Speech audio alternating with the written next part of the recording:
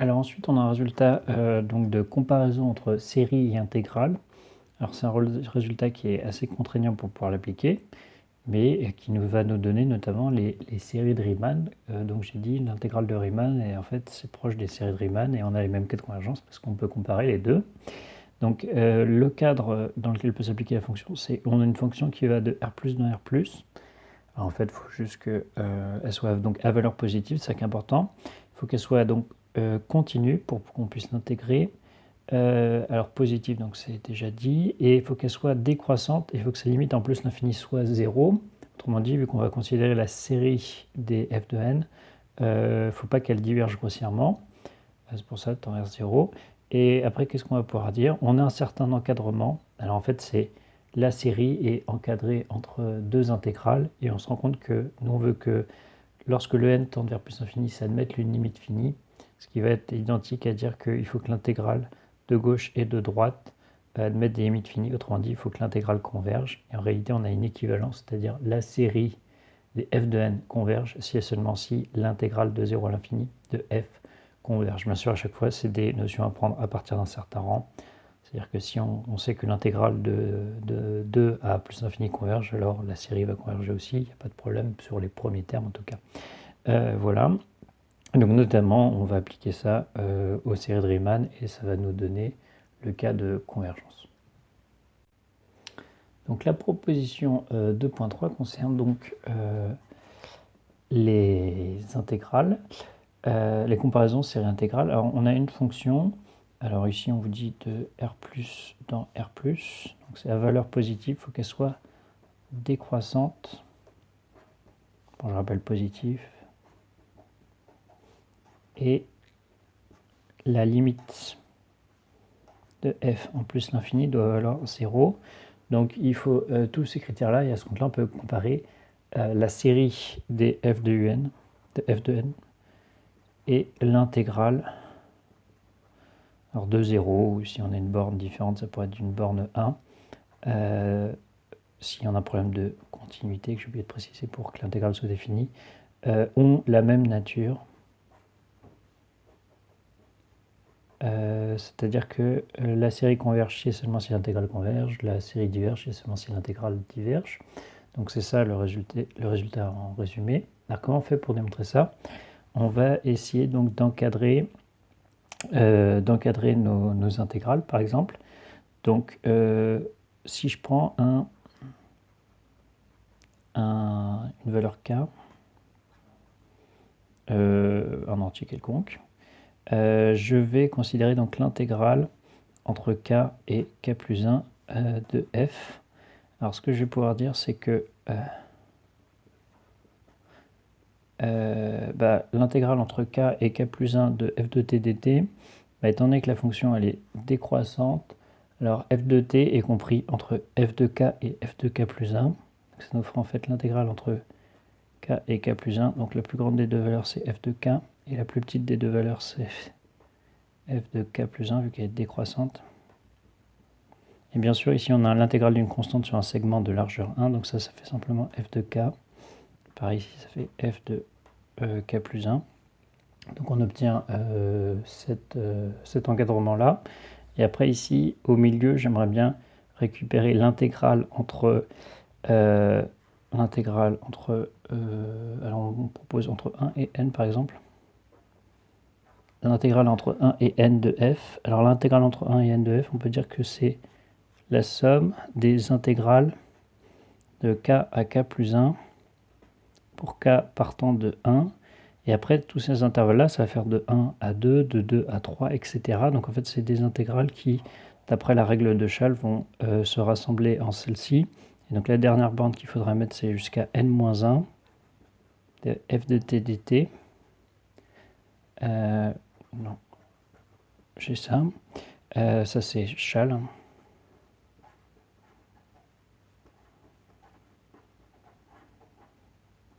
La relation de Schall vous donne ça sur les bornes. Et après, je vais donc utiliser les encadrements.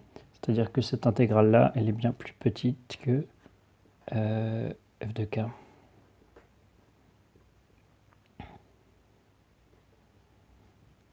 Voilà, donc ça nous donne un des deux encadrements. Et puis d'ailleurs, hein, c'est par rapport à l'encadrement qui est mis dans l'énoncé. Il suffit de rajouter f de n. Et on obtient bien f de n, parce que f de n est positif. Donc là, il n'y a pas de problème. Et ensuite, l'encadrement donc dans l'autre sens, on part pareil de l'intégrale dans l'autre sens. L'intégrale de 0 à n-1 de f, c'est donc la somme pour k allant de 0 à n-2 de l'intégrale de k plus 1 de f de t dt. Et on utilise l'autre inégalité, au moins égal à f de k plus 1, ce qui vaut de 0 à n-2, ce qui vaut en fait la somme de 1 à n-1 des f de k. Donc on tombe sur, en effet, la somme est encadrée par ces intégrales-là, et ensuite il nous reste à démontrer donc, le théorème de comparaison, c'est-à-dire qu'ils ont bien la même nature. Alors ça c'est dû au lemme précédent sur les termes positifs. Donc on sait que si l'intégrale, je vais écrire de a à plus l'infini de f converge, alors l'intégrale de 0 à n de f est majorée. Donc ça, c'était un résultat qu'on a eu sur les intégrales. Une intégrale à valeur positive, car f est positive. Comme la fonction est positive, alors on sait que l'intégrale converge, et seulement si elle admet une primitive majorée. Donc en fait, c'est bien le résultat ici qu'on sert. Ça nous donne puis les sommes partielles. Alors la somme partielle, c'était de 1 à n-1 de f de k. Ça, c'est plus petit que l'intégrale de 0 à n-1 de f. Ça, c'est donc majoré. Parce que c'est encore plus petit que quelque chose qui est majoré. Et majoré, alors en fait, en réalité, on peut préciser le majorant. Le majorant, c'est ça. Ça fait égal à 0 à l'infini. Et donc ça, c'est quelque chose, une constante qui ne dépend plus de n. Donc c'est donc une suite qui est majorée. La suite des sommes partielles est majorée, donc la série converge, d'après le lemme.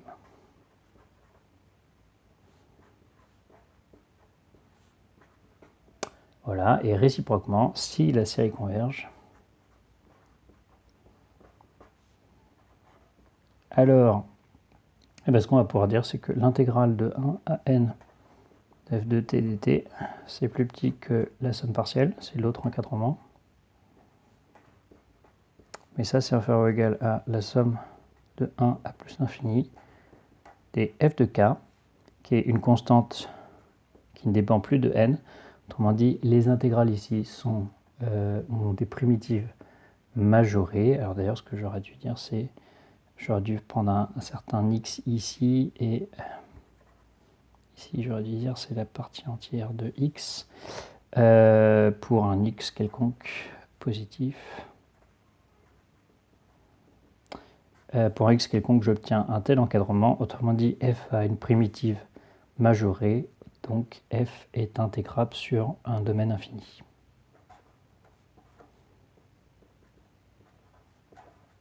Ce qui est important ici, c'est intégrable au voisinage de l'infini.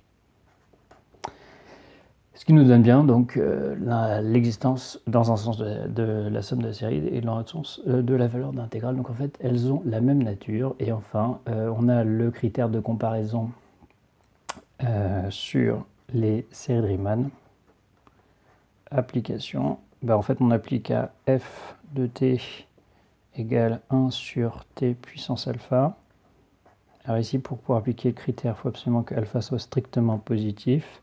Ça fait que c'est bien une suite décroissante, une fonction, décroissante, positive, et la limite de f en plus l'infini, ça vaut 0. Donc on peut comparer l'intégrale à la série, donc c'est-à-dire la série des 1 sur n converge si et seulement si l'intégrale voisinage de plus l'infini converge, et ça c'était si et seulement si alpha est plus grand que 1. Ça c'est donc la dernière, c'est l'intégrale de Riemann, et donc la série de Riemann converge si et seulement si alpha est plus grand que 1. Ça c'est dans le cas alpha positif. Si alpha est négatif, on obtient une série qui est de toute façon grossièrement divergente.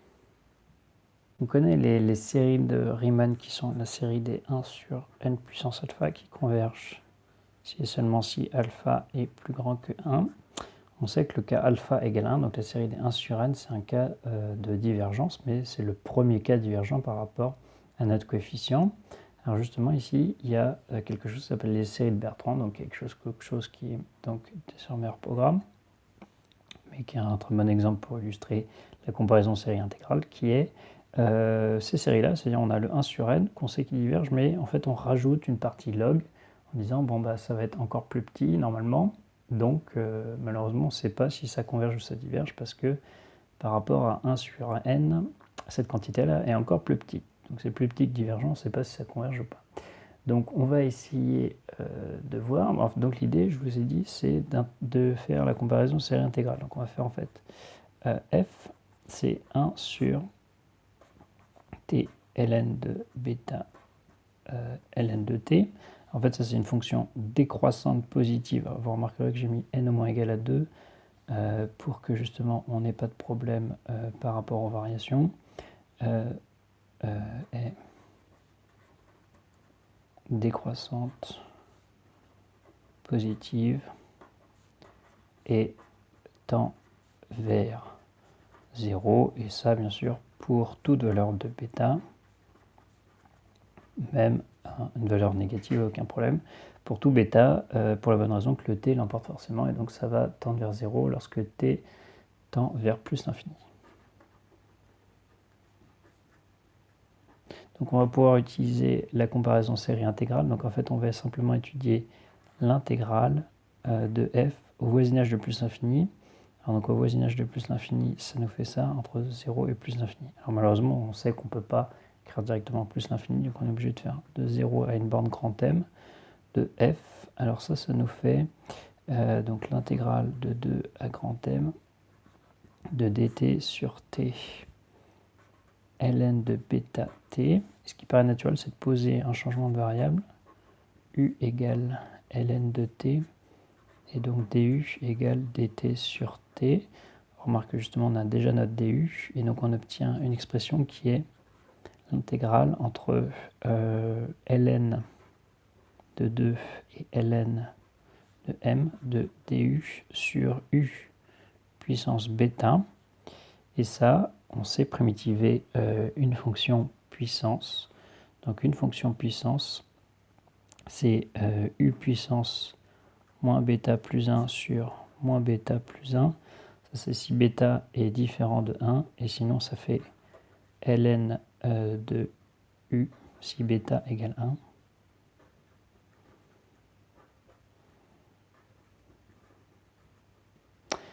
Voilà, et donc là ça fait les bornes entre log de 2 et log de m. Pareil, log de 2, log de m. Voilà, ce qu'on peut garder comme étant, suivant nos deux cas, ça nous fait du log de m à la puissance 1 moins bêta divisé par 1 moins bêta moins log de 2 puissance 1 moins bêta sur 1 moins bêta. Et bien sûr, on veut que ça admette une limite finie. Donc, à quelques conditions, ça admet une limite finie. Là, vous avez plus l'infini.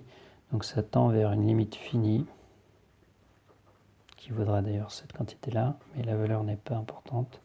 Ça tend vers une limite finie, à condition que la puissance ici soit négative. Et ça tend sinon vers plus l'infini, si 1 moins bêta est au contraire positif.